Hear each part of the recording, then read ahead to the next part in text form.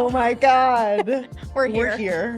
We're doing it. We're here. Yes. I cannot believe this. I am so excited. This is absolutely mind-boggling. I know. Like, we've been talking about this for months. And we're here in our cute little studio. This is the most adorable thing I've ever seen. I know. I don't know what I pictured when I thought of like a podcast studio, but it's like this could not be more like what I wanted. So I'm very excited to be here. Let's get right into it. Yeah, I mean, I'm Devon, first of all. And I'm Jaden, and welcome to Her Playbook. I feel like we have to start by explaining like who we are, just in case like people don't know, or forever who does know us or whatever. Right. My name is Jaden Whitmarsh. I was born and raised in San Diego, California, and I'm currently living in Los Angeles, and I am doing my last year of eligibility playing beach volleyball at UCLA, and I'm also on my third degree. We can get more into that later, but yes, beach volleyball has been in my life forever. My dad played professionally, and he went to the Olympics, so I basically grew up in the sand. Yeah. My mom would like literally take me as an infant, and I would be like rolling like in the sand somewhere. But for me, I started playing beach and indoor volleyball probably around 9 or 10. And at the same time, I was also playing soccer. So I was just having the time of my life. My childhood was revolving around sports constantly. So I got to the point where I had to make a decision whether to go down the volleyball path or the soccer path, and I chose volleyball. Thank God. And yeah, throughout high school, I was playing both indoor and beach volleyball. But I decided that I think it was my sophomore year, I just wanted to play beach in college. Yeah. So sophomore year, I committed to UCLA, and I could not have been more happy. Like, UCLA was my dream school. So that was amazing. And then, freshman year was my redshirt year. I had a lot of learning and growing to do, and I feel like that was such like a prevalent year, not only because we like won the national championship. Yeah, I was gonna say, you got a ring too. Yeah. But I felt like I just got to learn from the older girls on the team, which was so important. Yeah. And then sophomore year was the COVID year, so we didn't have a season. So yeah, junior year was the first year I got to use my eligibility. And so yeah, that's why I'm still here. I'm still around. I had to also convince you to come back, because I was like, I need another year with you. I can't I can't wait any longer. I know. So anyway, now you explain, please. I'm Devon Newberry. I am also a beach volleyball player at UCLA. I have been playing volleyball since I was 10. My dad got me into it randomly, and he was very athletic in his prime, and so he was like, please just try this sport. I was like, okay. I thought I was gonna be like the star basketball player, the star soccer player. I wasn't. And so then I got into volleyball, and I loved it from the second I started playing. I just loved like the team aspect of it too, and just feels physical without actually being like physical with each other. It was really nice, because like basketball and soccer were pretty physical. Oh yeah. But then so I started competitively like playing indoor and a little bit of beach starting in my high school like freshman year, and then I like solely picked up beach from then on, because I was just so into like the after college experience. And I was thinking about like, I mean, at like 14 or 15, I'm like, what do I want to do after college? Yeah. And I was like, which are decisions like you have to make when you're in our positions. So then I was like, okay, well, I love the AVP tour. I love all the traveling you get to do, and still being at home. Like, it was the perfect mix for me. Yeah. So I was like, okay, I'm playing beach. And then I committed to UCLA, which was awesome. I felt like I was living like that dream out all throughout high school. Like, I felt like my reputation of like being at UCLA started when I was in high school. So true. It like, you really do like live it out. Like, I am a UCLA beach volleyball player while I'm still like learning how to You just drive. walk around like different. Yeah, you do. And like, I feel like people treat you a little different too. Yeah. So I lived all that through high school. And then I got here freshman year, got to UCLA freshman year, COVID hit. So that like is why I'm able to play a fifth year, which I'm weirdly super grateful for, because I don't think I could appreciate it as much at 18 versus 23. Like I can very much appreciate where I'm at right now. Definitely. But I started using my eligibility my sophomore year, and I have been playing ever since, and it has just been like such a whirlwind of highs and lows and everything in between. I would not change it for the world, but it has been like quite an experience for me. I am so glad I'm using this last year of eligibility, but I could also not imagine going through like another year of college athletics just because it is like such a grind. Yeah. But I'm really happy with like where I'm at right now. I know. And I'm so happy that we're starting this like project together. This podcast has been something we've been like really excited about. So do you want to kind of like explain more about it? Yeah. I have been talking to like young teams and like young girls from like my old high school and my old club team. And I was like sharing my experience and my journey throughout college athletics because it is like such a struggle at some points, but it's also so like rewarding. And that's just athletics in general. So once I started giving these like talks to these young girls, I was just fell in love with the response I got from it, but also the feeling I got afterwards. And then I was like, I want to do more, but I want to do it bigger and like be able to reach anyone I want. And so then that's kind of when I got you involved, and I was like, Jaden, I really think that like we could do something with this. Yeah. And then like, I mean, the timing of it was awesome. Yeah, it was literally perfect. Devon brought this to my attention, and I was like, literally could not have been better timing. I know. Because I was thinking about what I wanted to do after college, and a part of me was really interested in sports broadcasting and getting to interview people and talk to people. Yeah. But the thing I love about that is like the one-on-one connections and getting to talk to people about like how they got to where they are. Especially being an athlete, everyone has like different stories. And there's just like so much more behind being an athlete than like their statistics. Totally.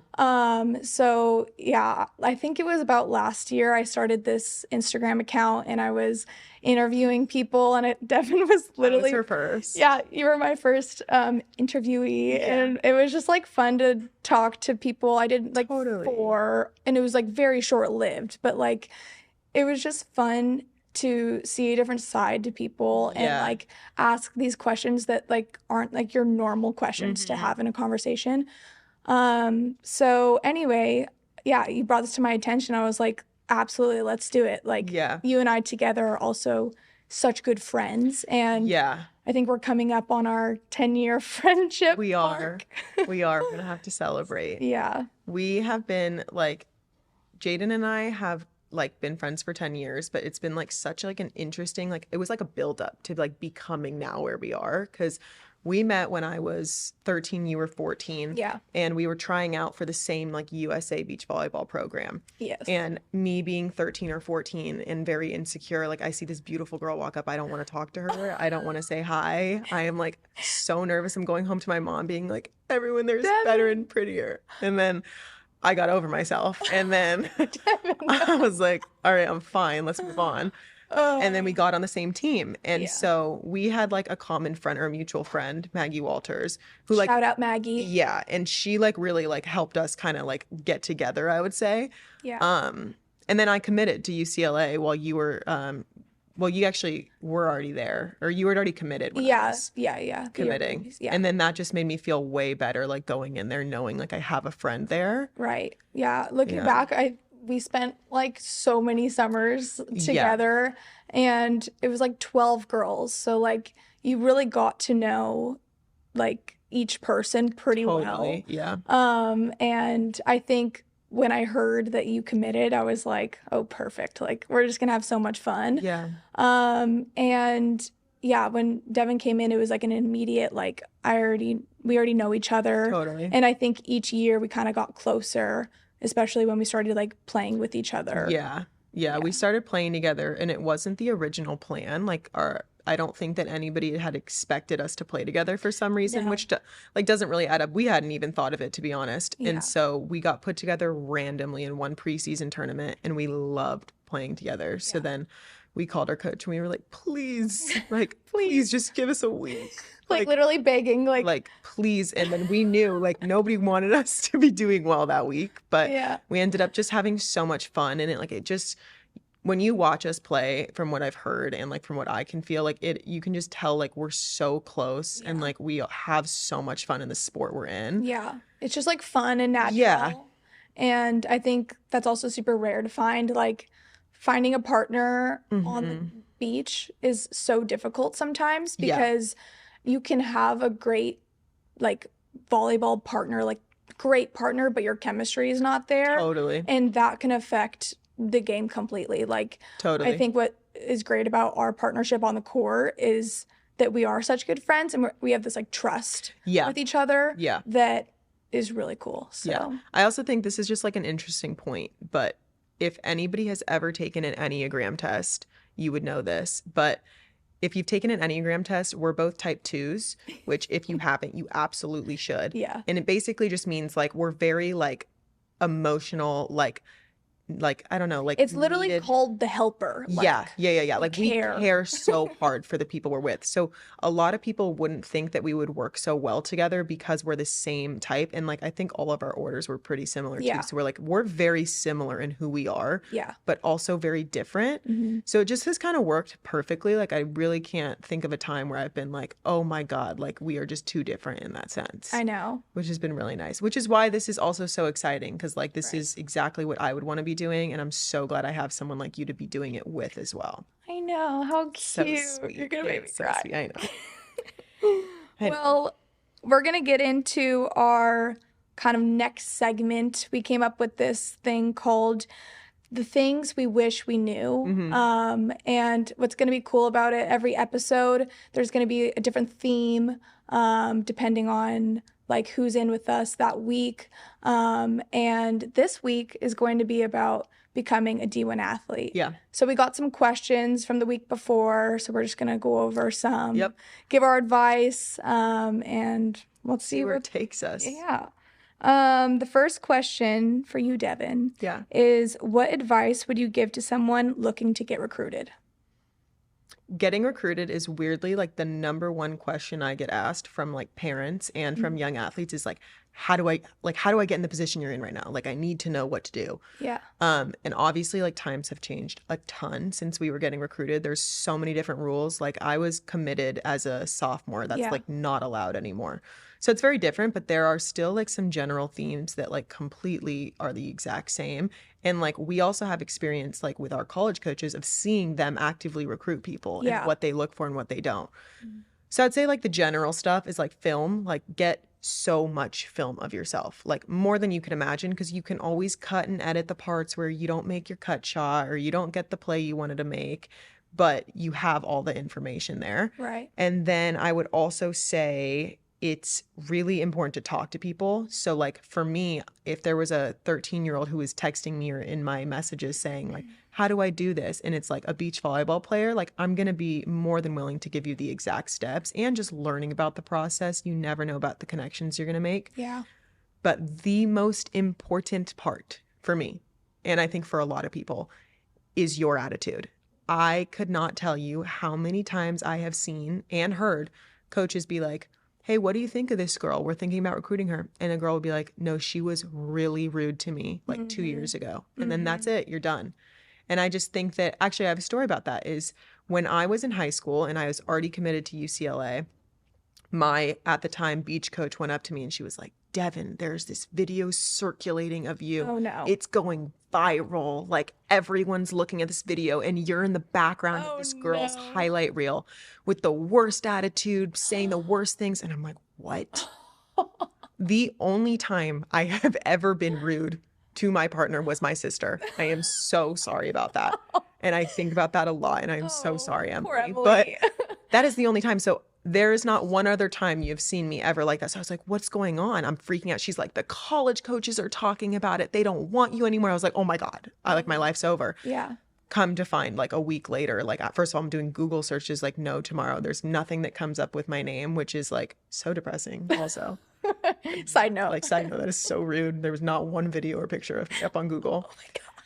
But so it wasn't me. So she comes back and she's like, oh, just so you know, like it wasn't you in the video. But that girl who the video ended up being of did not get recruited from all of those college coaches who saw it, which I just think is like a huge testament to that had nothing to do with her skill. She could No. have been the best beach volleyball player ever, but Hmm. she's sitting in the back pouting about something else and she's X'd off the lists. That's so true. Yeah, you Yeah. never know who's watching.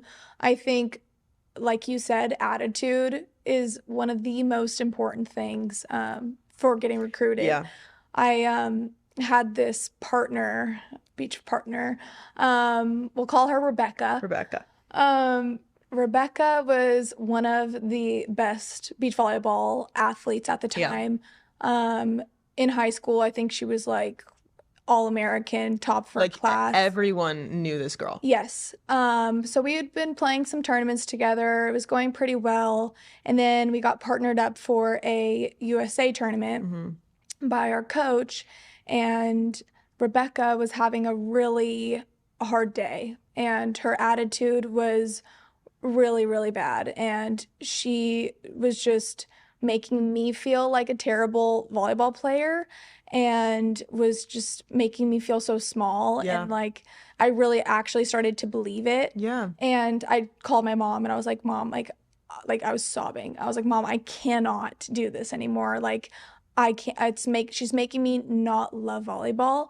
And this was very visible. Like, people on the beach knew about this. People knew about her bad attitude, and she became that girl. And then she went to a different school to play college beach volleyball. And I think she was only there for a year because of the way that she was affecting her team, her team culture. So yeah, you know, you want to be known as the girl that's a great teammate. Absolutely. With a great attitude, positive. Absolutely.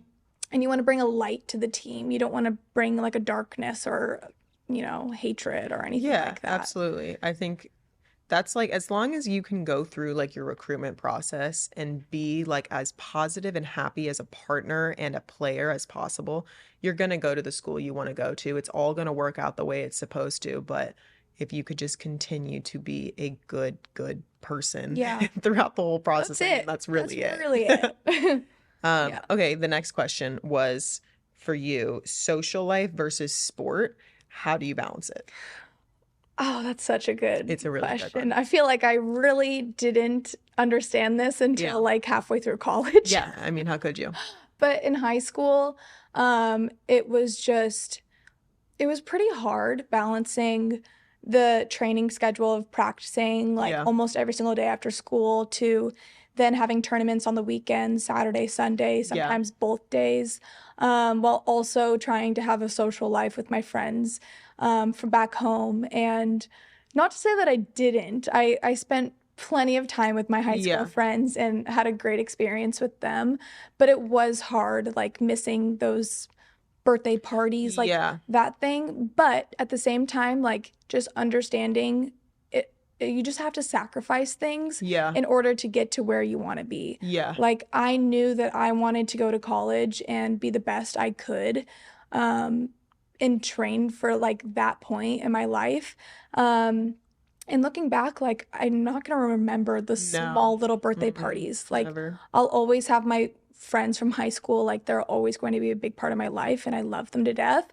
But I also got to have this college experience and to live out my dream of being a collegiate beach volleyball player. So how did you find the balance of like your friends who were like not in the same like sports world? Were you able to like almost like explain to them, or like how did they take it when it's like you're going to these beach tournaments hours away? Yeah, that was one of the hardest things. I mean, in my high school group at the time, there were only probably 2 of us that were going to play sports in college. So it was different, like just priorities wise, like they had other things going on and I had other things going on. But at the same time, like they knew how much it meant to me to be where I wanted to be. And they were super supportive. So like I had really, really great friends, and I still have really great friends from high school, which I'm lucky to say. But yeah, you just kind of have to surround yourself with people who support you. So yeah, absolutely. It's a big thing. Yeah. Okay, next question is, how hard should I be working to get to the D1 level? Oof. That's a tough question. Yes, because I don't think I would answer the same as every other athlete would. It's really true. It is so subjective, and this is where you really learn that like life is not fair. absolutely not fair. I think that in high school and when you're younger and middle school and stuff, like there are people who just have like this like natural talent at whatever sport they play. Like you. Some Sorry. sometimes. But especially like in when you're younger, like Yeah. I got away with a lot because like when I was younger, I had like a natural like gift towards volleyball that Yeah. like there were people on my team who were working 20 times harder. But for some reason in high school, at first it didn't click for me. So I wasn't working as hard in high school. But then you get to college and everyone is you. So you have to Right. work 20 times harder. It all comes back around. But I think you have to know like your pace and you have to know who you are and like where you want to be. So like write out your goals, write out your dreams Yeah. and figure out like where do you line up to the people who are doing that right now and what steps do you have to take to get there. It's so good. It's going to be completely different for every person. For me, getting to where I wanted to be my freshman year of college and getting to UCLA was going to be a completely different path than some other people. Yeah. But it always equals out. And so in college, I worked my butt off. Just to clarify, in college, I did end up working really hard, and I still do. And I'm really tired, and I'm 23, and I play college stuff. Verified. So verified. But it's a really personal thing. Like it's tough. It's a really hard balance. It's also really hard mentally to see people do better than you when Yeah. you are working harder. Yeah. But it always comes around, and everything's going to be okay. It's going to work out the way it's supposed to. Yeah. And try not to compare yourself. Like, No. that's one of the hardest things about Yeah. being a college athlete, and especially in a sport where it's so competitive and you're surrounded by such great athletes. Yeah. Like you're looking around and you're like, why am I not like her? Like I feel like I'm doing Yeah. all the same things, Yeah. but we're all different. Like it's Someone else's success does not like deter from yours. And I feel like, yeah, gosh. take a second, drop it. I love this. That was like a big life lesson for me going out of like high school to college is Yeah. that like when other people are succeeding, that doesn't mean that like because I didn't do that, I'm not still doing good at other things. So true. But that actually leads us into the question that was for you is what should somebody's workouts look like in high school and before yeah. college? Yeah, that again, I mean, it depends on your situation where you're living, Yeah. but I guess one of the biggest things for practicing and training is surrounding yourself with people who have either similar goals as Yeah. you or people who are better than you, honestly, Yeah. because they will only make you better. I played at Wave Volleyball Club. Shout out Wave. Yep. Love those people. Love them. But yeah, the coaches there, and the teammates that I had there, like pushed me to the next level, and made me a better player, which is so important just to like look around and like see so many great athletes that are also going on to great Totally. colleges because I saw again like what I needed to do personally. Yeah. So that is really important. And then also lifting in high school is really important too. It's becoming huge. I never did it. Well, I thought I was doing it, which is so funny. Yeah, But yeah, I same. clearly wasn't. Same. I was working out, but I don't feel like I was putting in the effort. No, Like like college. exactly. Like college and also like in practice. Like I thought practice was so important, which it so is, but also how important it is to get into the weight room and to lift weights and move your body. And yeah, it was a huge wake up call getting Yeah. to college my freshman year and being like, okay, so this is what it looks lifting like. is. Oh yeah. So that would be my advice. Yeah. The next question is, what are some tips to stay motivated? Motivation. Yeah. Motivation is so interesting because if I were to tell someone who is like younger about motivation, I would hope I take my own advice on this, but I would say like motivation is one thing, but also consistency is another. So like staying consistent, you're not gonna have motivation every day, and that's just point blank. But like if you stay consistent, that's how like you reach your goals and your dreams, which is something I'm still very much working for. But for me, and like this is a big thing I learned at UCLA, is motivation is like finding your why. That's the best way to stay motivated is understanding like why do you do the things you do. When I'm going to practice after I just stayed up all night doing homework and I'm exhausted and I just want to sleep, like why am I going to do this? Yeah. And it changes every day. It changes every year. It changes every month of like why I'm doing it. One day it could be because I'm about to enter national championships and I really want to win this for my seniors. Yeah. Another day is because I have huge dreams and aspirations in the sport and I want to push myself every day. Yeah. Some days is just because I can say I did it. And it just changes. So that's like my overall for motivation. But like one of my favorite like little tips and tricks would be find like any footage of yourself or somebody else that you admire playing. Like I always watch my old Florida State game because it just is the best match where you can see like my hard work just fully coming out. Yeah. But I also watch Misty May and Carrie Walsh's Olympic games all the time because I can feel their joy coming off of the court. And I just want to like, I want to be that. So it's like when I'm watching it, I'm so fired up for the next day. But another thing too, like make a vision board. It's like super cliche. And like, I think sometimes it's gross when I say it, but like you should do it because there's nothing more motivating than seeing exactly what you want in life every day when you wake up. I got to put that on my to-do list. You got to put that on your to-do list. What would you say are the 3 items in your bag at all times? Oh, that's a fun question. I know. Okay. 3 items in my bag. Well, definitely sunglasses. Yeah. I have at least 2 pairs of sunglasses just at all times in case of anything. Yeah.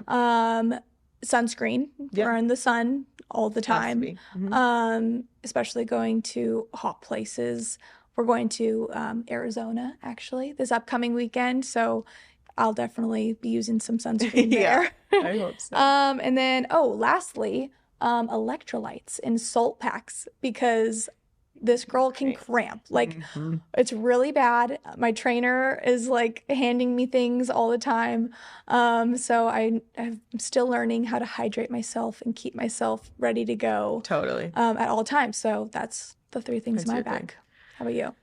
My 3 would be like the number one thing that I like have to have in my bag at all times is my spray deodorant. And that is because I stink. Naturally, unfortunately for me, I have the worst BO and everyone knows it when I don't wear deodorant. Everyone tells me to put it on when they can smell it. And people point it out to me all the time and it's really embarrassing. But I lean into that and I have really, really invested my time and my money into buying spray deodorant. I'm so proud of you. I don't do the sticks because the sticks, when you have sand in your armpits and dirt and wherever I am, it doesn't go on, right? It's like an exfoliator. So the spray, it's like really quick and I do it and it's done and I smell good and nobody can tell. Love it. So that's number 1. Thank God. Number 2 would just be Aquaphor. Like I need some sort of chapstick in my bag. I'm not the most hydrated person, which I'm working on, but always. But I like always need something just to make sure I have it because there's nothing worse than when your lips are like really chapped. Yeah. And, like constantly licking them and it's just gross. Mm-hmm. And the third is like a new thing for me. There is this toner spray. I buy mine from, I think it's Tower 28 and I absolutely love it. It's like, people think I'm lying when I say I do not have time from practice to weights to go wash my face. And if I do, it's because I'm eating. I don't have the time to do it. And even if you say I squeeze a minute out of my time, I don't have the time. Every dermatologist says that. But so I take this toner spray and you can either spray it right on your face or you can put it in a cotton pad and put it there and wipe it. And it gets like the dirt off your face at least. And then when I go home, and I have seen a huge difference in my skin. So I'm like very, very highly recommending it to other people. Wow. Those are my 3. Well, gosh, I think that wraps up. I know. That's so exciting. I know. I was like so excited for this one just because I really wanted to get this one started. And we have like so much fun stuff coming. Like I can't even like when we first talked about doing this podcast, like we put together like this master list of like, what do we want like this to be? Who do we want on it? What do we want to hear story wise? And like, again, we created this list and like we sat in silence for a good like 2 minutes after reading this list and understanding like what we have the power to do. So I think just even starting this episode is so crazy and so exciting and like what a great chapter in our lives we're about to enter. I know. And like shout out to our moms. Like big time. They're like really, really excited for this. I think they're maybe more excited than us. Probably. So shout out them. But yeah, I'm really excited. These next couple of episodes we already have planned and I'm just like so excited I can put them out and just get them done. Yeah. So anyway, Thank you so much for watching, and keep up to date with our new social media channels with Yes. the Her Playbook. Yes. Yeah. Thank you. Bye. Bye.